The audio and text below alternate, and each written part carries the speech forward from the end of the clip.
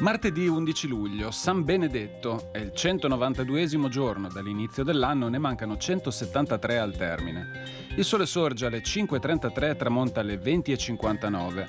La luna si leva all'1:06 e tramonta alle 15.13.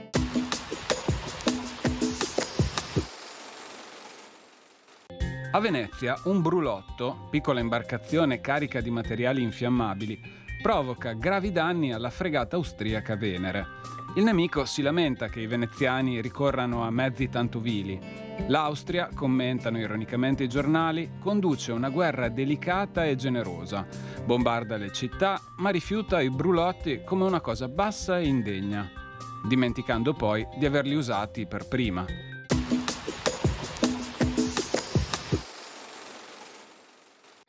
Le previsioni per domani. Soleggiato con parziali nubi alte in pianura.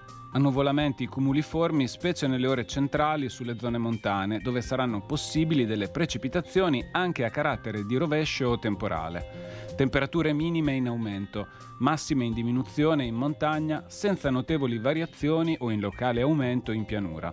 Intensificazione dei venti in quota fino a forti sud-occidentali.